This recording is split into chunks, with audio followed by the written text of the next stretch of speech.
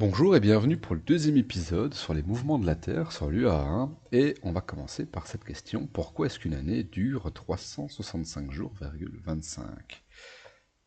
Alors déjà, 25, ça peut vous questionner. On va voir un peu ce que fait la Terre pendant ce temps-là. Alors la Terre pendant ce temps-là, ce qu'elle fait, c'est qu'en 365 jours, 25, elle va faire un tour complet autour du Soleil. On voit que toutes les planètes font pas le tour en même temps, hein. On voit que Mercure est beaucoup plus rapide et que Mars est plus lente. Mais pour la Terre, un tour, c'est 365 jours, 25. Alors, ce 25, il n'est pas perdu. Ce qui va se passer, c'est que 0,25, c'est égal à un quart.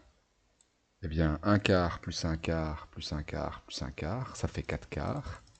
Et 4 quarts, eh bien, c'est tout simplement égal à un jour. Et donc, tous les 4 ans, on aura un jour en plus. C'est ce qu'on appelle une année bissextile.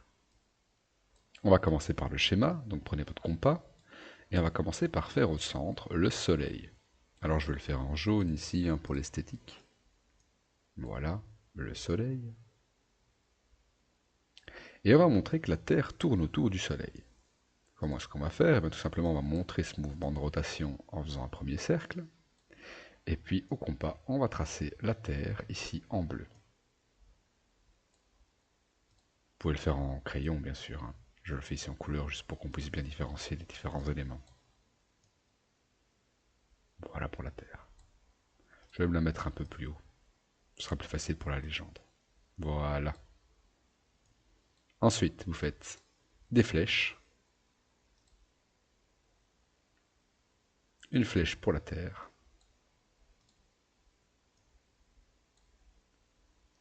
Une flèche pour le Soleil.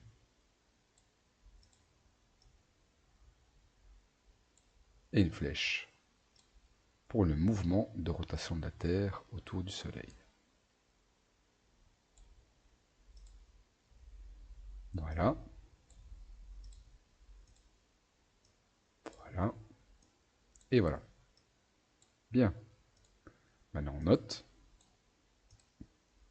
Le premier élément, c'est la Terre. Deuxième élément, c'est le Soleil.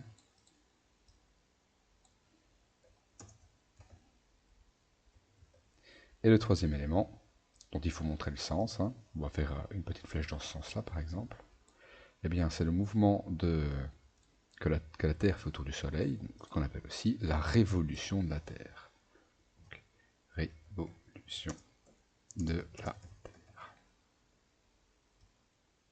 Alors comme on l'a vu, tous les 4 ans on récupère un jour en plus, c'est ce qu'on appelle une année bissextile. Donc c'est une année où le 29 février, on met un jour en plus, et elle existe car la Terre tourne en 365 jours, 25, et pas en 365 jours. Les un quart de jours restants sont rattrapés tous les 4 ans, on appelle ça les années bissextiles. Petite synthèse, une année va durer 365 jours, 25, car c'est le temps que met la Terre pour faire le tour autour du Soleil, et ça s'appelle la révolution de la Terre. Bien. Alors, on a aussi quelque chose qu'on appelle les saisons. Et si on regarde cette vidéo, ici, on peut s'apercevoir d'un phénomène qui est assez étrange. Si on part en Antarctique, au pôle sud, et qu'on est en été au pôle sud, on peut s'apercevoir d'une chose, c'est que le Soleil va rester 24 heures dans le ciel. Donc ils ont installé sur cette base une caméra munie d'une montre. On est en plein été, et on voit la montre ici, et la caméra qui peut suivre le Soleil. Je vais couper le son. Voilà. On voit le Soleil qui descend.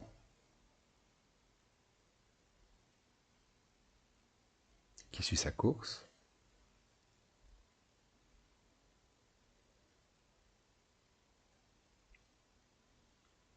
ici, pour le moment, on est à minuit. Donc là, il est minuit sur la montre. Et le soleil est toujours ici. Et là, le soleil, il va être caché par les nuages, mais on peut se rendre compte de quelque chose, c'est que regardez, il s'arrête et il commence à remonter. Donc le soleil est ici, hein, il commence à remonter. On le voit ici par transparence, à travers les nuages.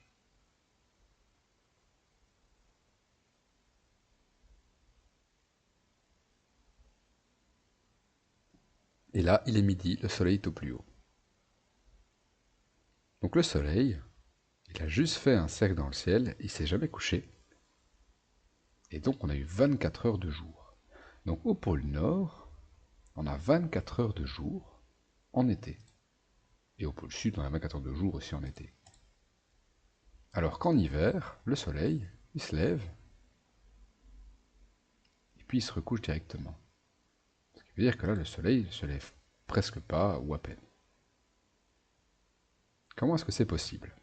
Si on revient ici, on va s'apercevoir d'une chose, c'est que la Terre, elle n'est pas extrêmement droite, elle a un petit peu d'inclinaison, elle est un peu penchée. Donc elle n'est pas bien droite comme ça, elle est un peu penchée comme ça.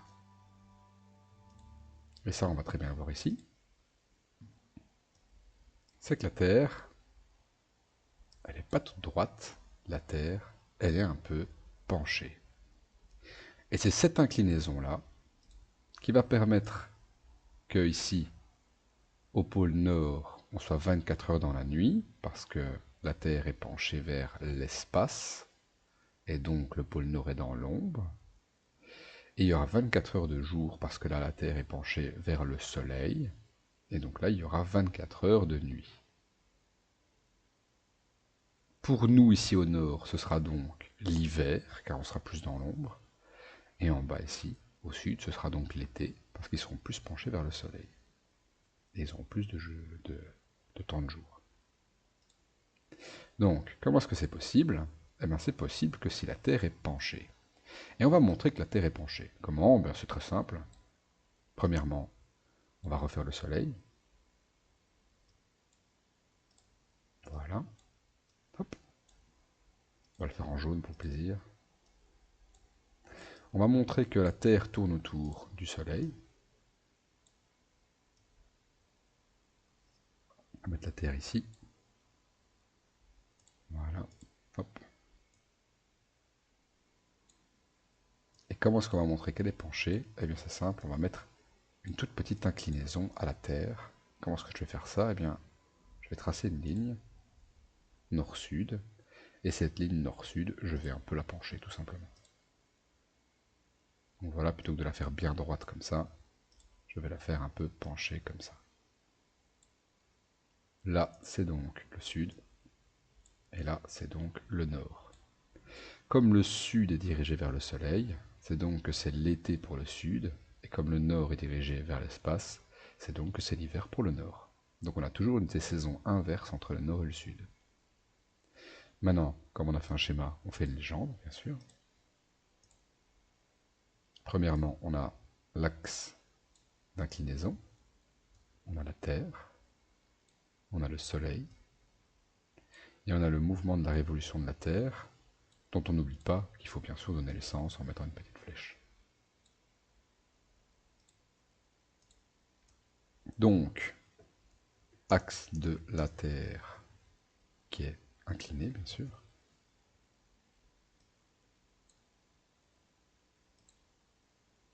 La Terre, le Soleil et la révolution de la Terre.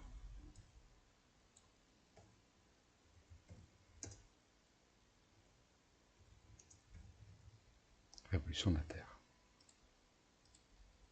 On va terminer en mettant une petite flèche au bout de mes droites. Et voilà, le schéma est complet. Donc là, ça montre que la Terre est penchée. Alors, à quoi sont dues les saisons? Pourquoi les températures sont si différentes? Donc on l'a vu, hein, en fonction de si on est penché ou pas vers l'espace, eh bien la Terre, on va être soit en hiver, soit en été. Si on est penché vers l'ombre, c'est l'hiver, si on est penché vers le soleil, c'est l'été. Et pourquoi on a des différences de température? Eh bien c'est simple. Quand on se trouve au nord, déjà de 1 ici, quand on est penché vers l'espace, quand on est penché vers l'ombre, le nord, eh bien la nuit va durer plus longtemps que le jour. La partie bleue ici est plus longue que la partie jaune. Ce qui veut dire que le soleil va chauffer moins longtemps. S'il chauffe moins longtemps, eh bien il va faire moins chaud. Si on va ici au sud, de l'autre côté, ce sera l'inverse. Si ici la nuit dure plus longtemps, ça veut dire que le jour durera plus longtemps.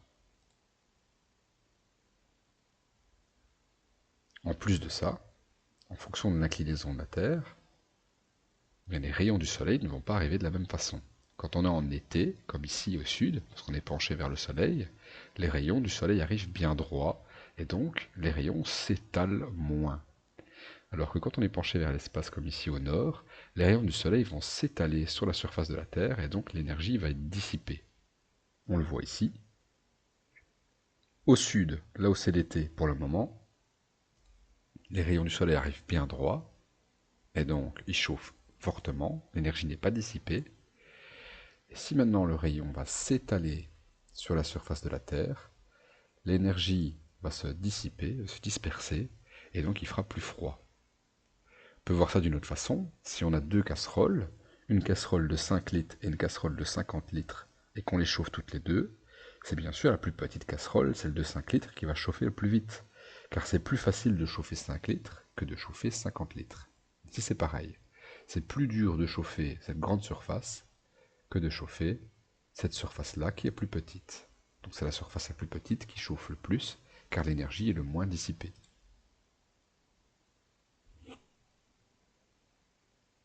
Et donc nos saisons sont dues à l'inclinaison de la Terre. Et bien sûr, la Terre, elle va se déplacer. Donc, si ici,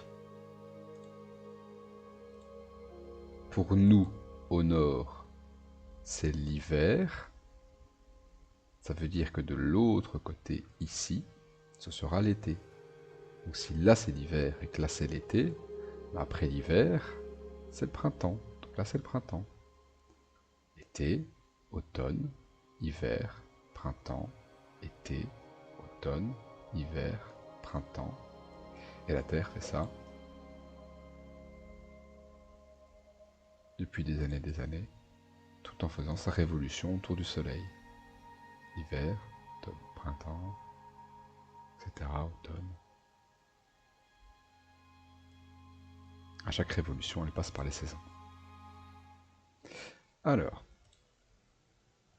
lequel de ces rayons va chauffer le plus? C'est bien évidemment le numéro 1, parce qu'il vient perpendiculairement par rapport au sol, donc il se disperse moins, et comme il se disperse moins, eh bien il va chauffer beaucoup plus. Alors on a 13 minutes de vidéo, je vous laisse ici, et on se retrouve pour le troisième épisode. A tout de suite.